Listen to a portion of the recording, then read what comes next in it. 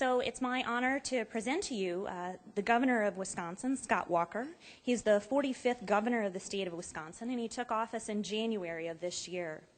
He was formerly the county executive of Milwaukee County from 2002 to 2010, and was a member of the Wisconsin State Assembly from 1993 to 2002. While he's originally from Colorado, we forgive him because he came to Wisconsin quite a few years ago and is essentially a native now. And I always try and add in something interesting that I didn't know about someone. And the interesting fact that I learned about Governor Walker recently is that he actually is an Eagle Scout, which is the highest rank of Boy Scout. And one of the reasons that he's here to talk to us today is that Governor Walker has an ambitious plan for the state of Wisconsin. His goal is, by 2015, to create 250,000 new jobs and 10,000 new businesses. So you see, as much as we need Governor Walker here in the state of Wisconsin, he also needs small businesses like ours. So I'm happy at that point to introduce Governor Scott Walker.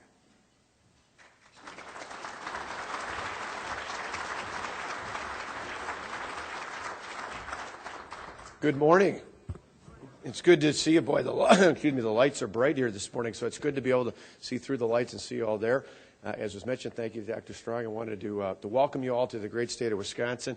It's interesting in that introduction, she pointed out very well the 250,000 job goal that we have, but it's really to get there largely driven by helping to create in the private sector 10,000 new employers, big or small or anywhere in between, and really a conference like this really helps underlie the importance of that goal and how we're going to get there. It's interesting, about 5 months ago when I was standing at a podium like this on election night, November 2nd, which ironically last year was my birthday, so go figure, right? The election was on my birthday, the Super Bowl was on my wedding anniversary, and the Packers won.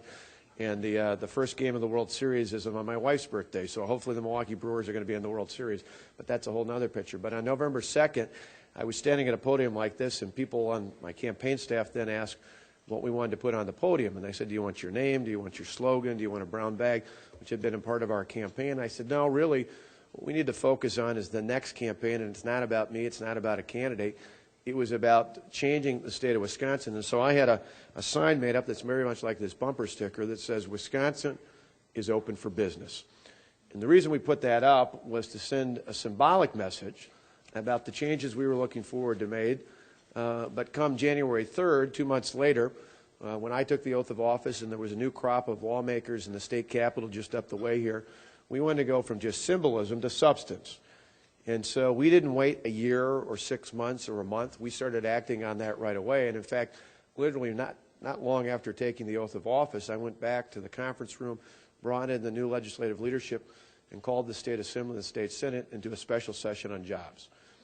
And the purpose for that was to get acting immediately, because I think at a time as we're seeing signs here and across the country and around the globe of recovery from the recession, we wanted to make sure that Wisconsin was at the forefront of that recovery.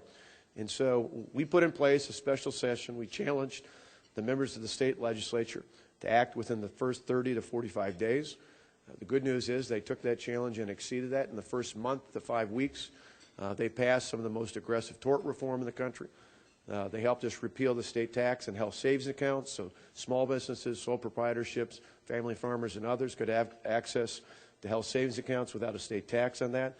They allowed us to put in place tax cuts that were targeted specifically towards small businesses and really targeted in particular towards job creation, not just across the board, but targeting towards incentives that would provide greater investment in job creation and retention here in the state of Wisconsin.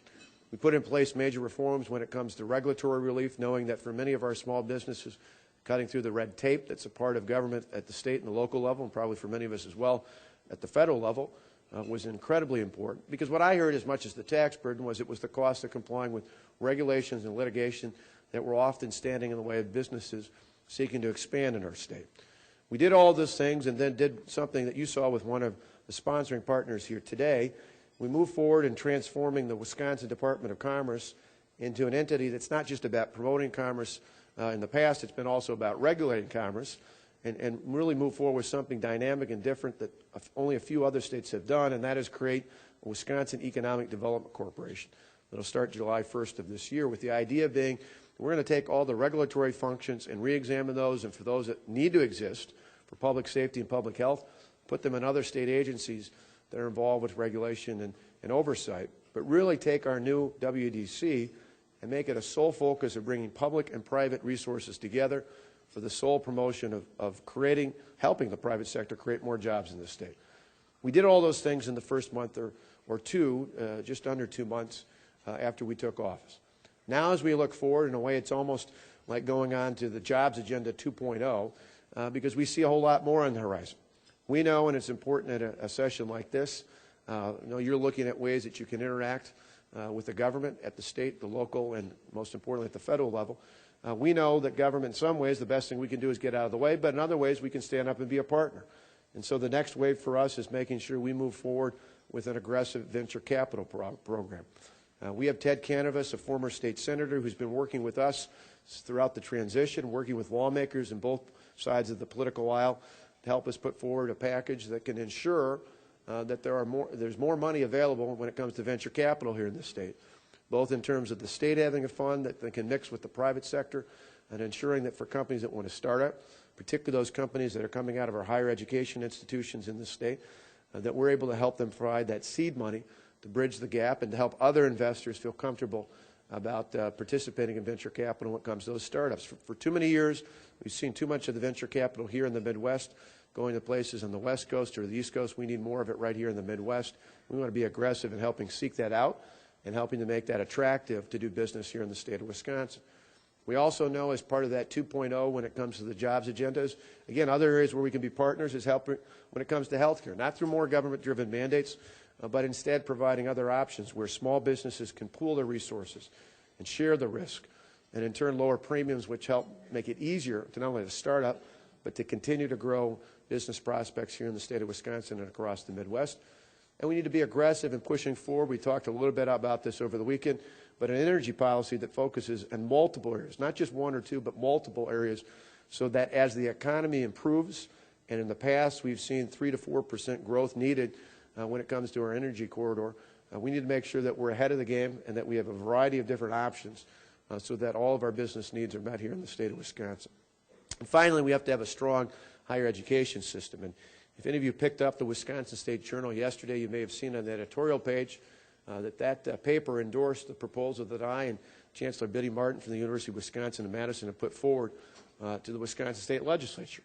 And it's the idea to create an independent authority, one that still maintains a strong level of support now into the future for our flagship, the University of Wisconsin-Madison, but also gives that flagship the tools, the resources, the capacity when it comes to staffing and hiring and firing decisions, when it comes to purchasing and procurement, when it comes to all those other elements. It essentially allows our University of Wisconsin to operate more like a business.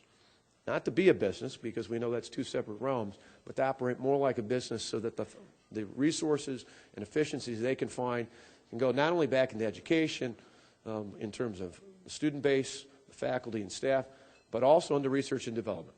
We passed that threshold here in Madison at the University of Wisconsin of over $1 billion in R&D. We know the university is not only important for training our next wave of the workforce of tomorrow, but also for helping inspire and plug into place the great ideas that will be the next businesses of our future generations. We need to make sure that this campus has the tools and the ability to be at the forefront, not only here in Wisconsin, but across the country and around the globe. So these are exciting times. We're thrilled that you're here. We're thrilled that you're part of this conference. We know that in the end, our goal of creating 250,000 jobs in the private sector really only comes about if we have those 10,000 or more new companies starting between now and 2015 as well. Because as much as I'd love to go out and do cartwheels and handstands and everything else to go get a company to bring 1,000 or 2,000 jobs in at a time, and if they're out there, we'll go find them out and seek to bring them in. But we know in the end, the way that we achieve that goal here in the state of 250,000 new jobs is 10, 15, 20, maybe 50 jobs at a time. It's not 500 or 1,000. And it's with startups that are inspired through programs like this and through the interaction and networking that you have with other colleagues in the industry that can help grow the economy here in Wisconsin, across the Midwest, and really across the country.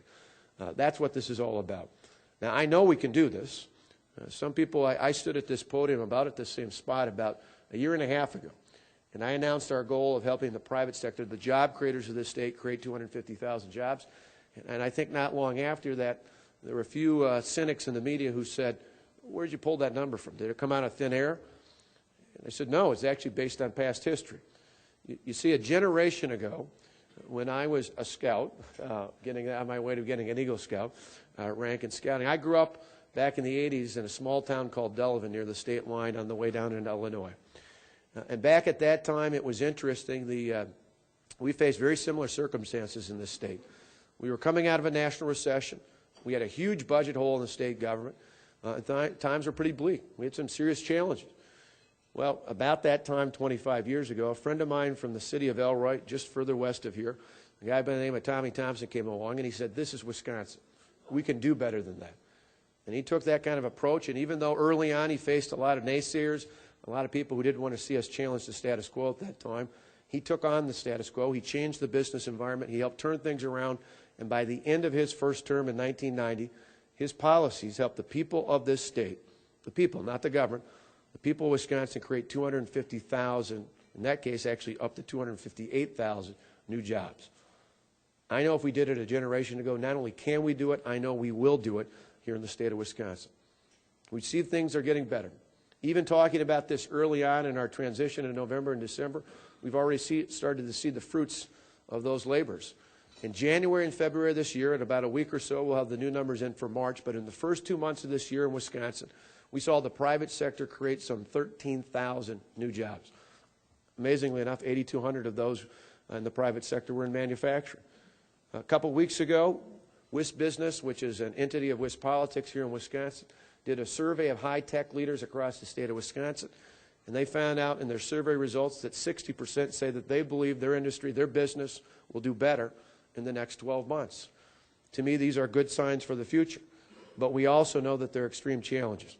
Our unemployment rate has creeped down. We're at about 7.4% right now, which is well below the national average, but that's still far above where we were just a couple years ago. 7.4% is unacceptable. We want to get back to about 3.5%, where we get near statistically a full employment from an economist's point of view. We need to get back to that. But again, the way that we do that is by helping encourage our small businesses to grow here in the state of Wisconsin. And it's helping in some ways by getting government out of the way to pull back the barriers to economic growth and prosperity in the state. In other cases, it means stepping up to be a partner and an advocate. And certainly overall, it means helping create a business environment that for people here and across the country shows just how well we're doing and just exactly where we're headed. So the last thing I'd ask you, just in light of all that, in light of even the challenges we face with our budget, although we're not alone. I think there's about 45 states that face major budget challenges across the country. The good news for us is the proposal we put forward. Moody's, one of the national bond rating agencies, called credit positive. When's the last time you heard anything called credit positive related to a government? But in our case, we're moving forward, putting in place the stability to show our investors here in Wisconsin that this is a stable place, not just today, not just for the next 2 years, but for generations to come. This is a stable place to do business in and a stable place to grow your business in. All those things together are going to ultimately help us move our state's economy forward. The best thing I need, though, are people helping to carry that message. When I grew up in Delavan, my father was in ministry. He's long since retired. But I remember one of his colleagues was once asked, Pastor, why do you preach to the choir every Sunday? And the pastor had a great response. He said, I preach to the choir because I want the choir to sing. What I tell you here today is for those of you from Wisconsin and those from other states as well, listen, and don't just take my word for it. Look around, read the editorials, look at the information, talk to people from Wisconsin, talk to people from the Department of Commerce. Look at the things that we have done.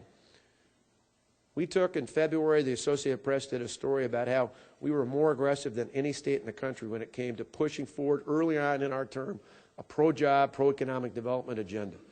We're moving forward with the next stage of making sure we don't just stop with what we passed in January and February, but we move forward with even more things into the future.